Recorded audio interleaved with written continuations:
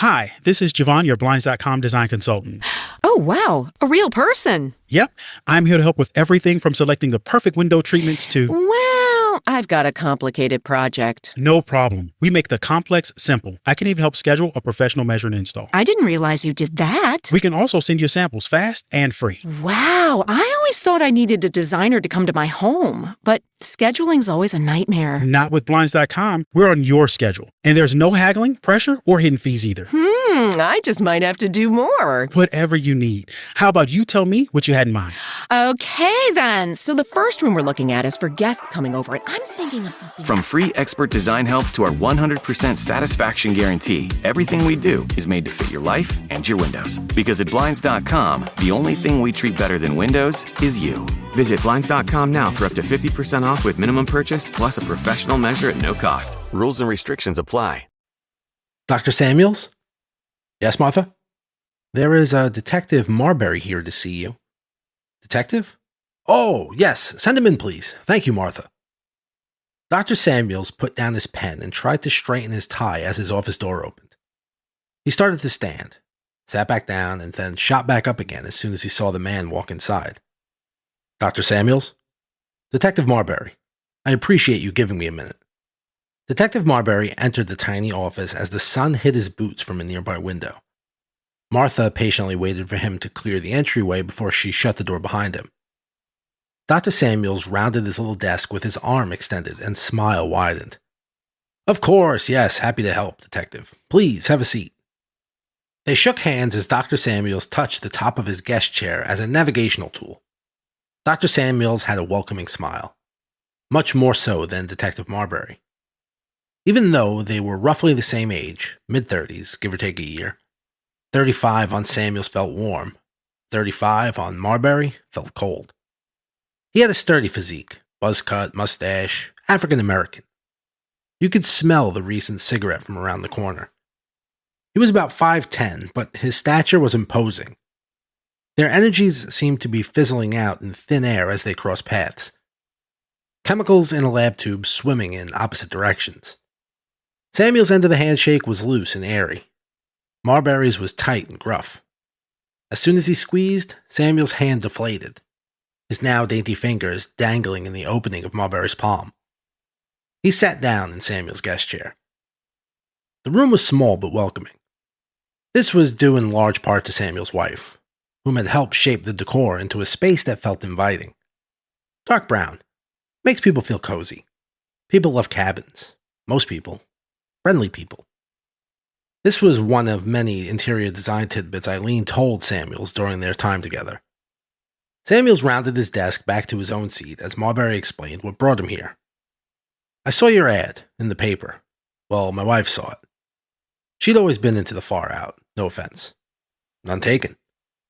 Samuel's warm and welcoming smile put a blanket around none and taken as he put his hands up into the air, acknowledging how his practice might sound to the outside world, specifically law enforcement. He locked his fingers together and held him under his chin, listening attentively as he asked him, May I offer you some coffee or water? Marbury seemed to swallow his guest chair as he got comfortable. Samuels, on the other hand, sat as if he might break his own chair, no doubt putting extra strain on an already ailing back. Oh, thanks, Doctor. I'm about 4 cups deep already, and number 5 might send me 6 feet under. I've been trying to cut back myself. Habits, am I right? Samuels hoped this would be some sort of an icebreaker, a way to bond the two men. Marbury didn't seem to take the bait.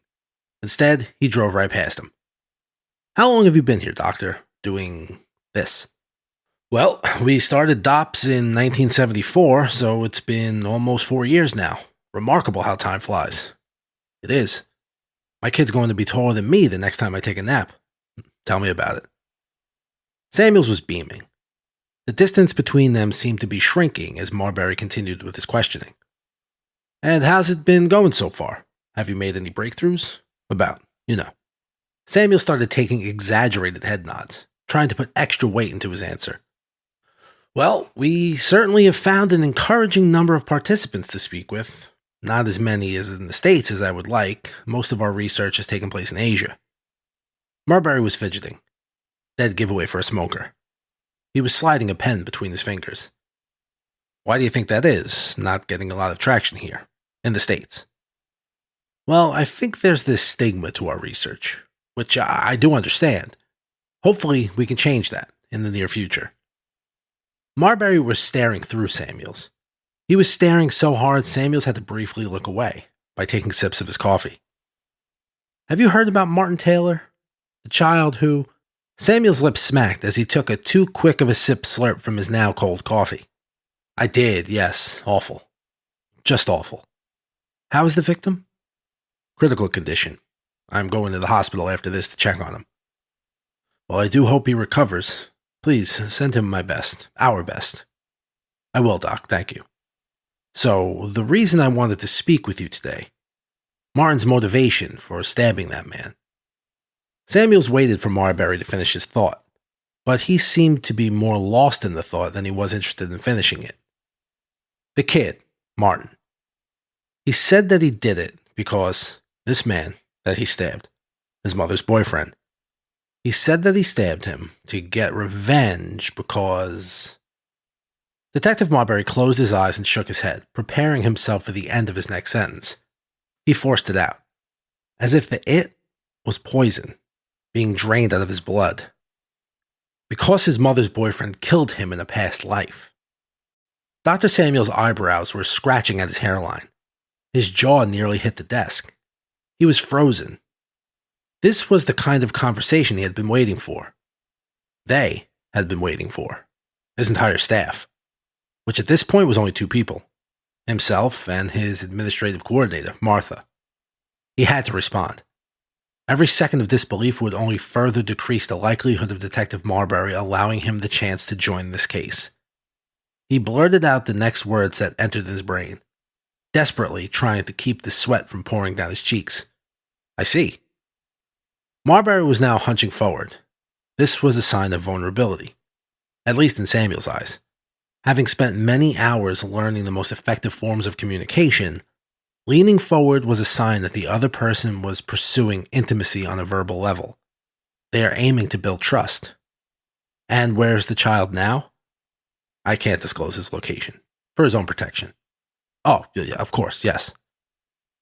Samuels was leaning back, rapidly nodding, as if this was the kind of conversation he had been privileged to before. Typical Tuesday. Just him and a homicide detective swapping notes. He had dreamed of this exchange. A breakthrough. A story that could capture people's attention. Attention buys you everything. Money, people, resources. This killer kid was the key. Normally, we would just pass the child off to a children's psychologist when it comes to violent crimes, but considering the research that your staff does here, do you have a staff? Or is it just you and, I'm sorry, what was her name? Martha. Yes, we're currently conducting interviews for Expansion. Speaking of, Samuels pressed his intercom. Martha, hold on my calls, please. Martha, clearly confused by this request, responded with a more than puzzled, how? Thanks, Martha. Please, continue, Detective. Between you and me, Doc, I've never heard of this before. I talked to a couple of guys on the force, they never heard of it either. But due to the extreme nature of the case and the fact that the public can't seem to get enough of it, I've been encouraged to pursue due diligence. So, here I am, pursuing due diligence. Marbury half raised his hands in some form of surrender. So, what do you think? Is the kid telling the truth? Do you think he believes... Samuels left a gap of silence before jumping in to finish Marbury's thought. In reincarnation? Marbury was getting antsy. He reached into his pocket. Do you mind if I smoke? Not at all. Samuels did mind, though, on the inside. His wife had complained about letting people smoke in his office because that would make his clothes smell like smoke, and then Eileen would have to be the one who has to deal with the remnants of foul-smelling attire.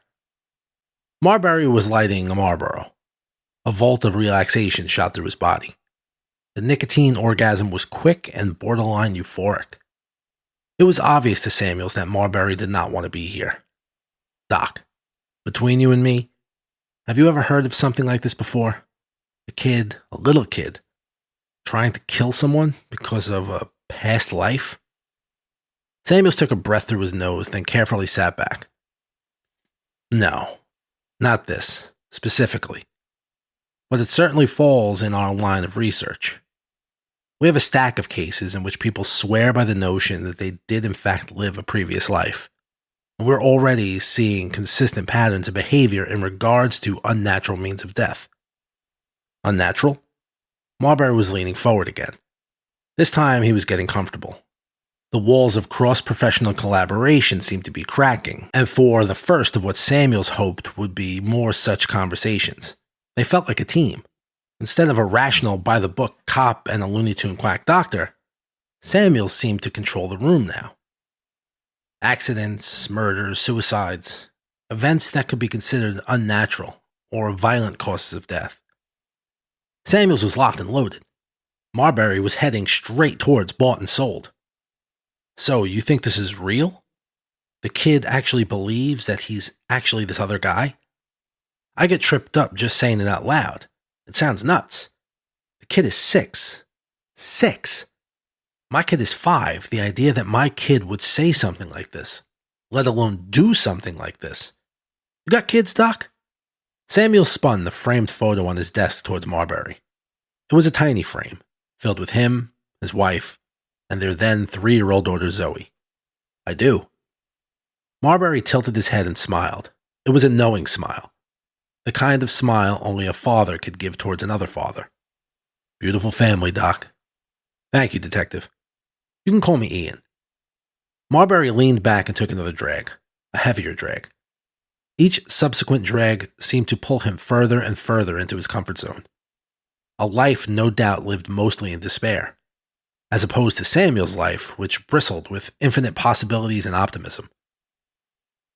Ian, call me Freddie. And I really do appreciate you taking the time. A lot of guys at the precinct thought I was nuts for even talking to you. But you seem like a straight-up guy. So all I ask is that we don't pull each other's chain. At the end of the day, this is a homicide investigation. Samuels was scooting forward in his seat. Mentally, he was salivating, but trying to tiptoe around the horror of this real-world incident. He started his question. The question he had been waiting to ask ever since Marbury called his office last week. May I ask? Samuels was scratching the back of his head, a tic that his wife told him repeatedly was a sign that he was anxious. Would it be possible for me to speak with the child? Yeah, Doc. I think you two should have a chat.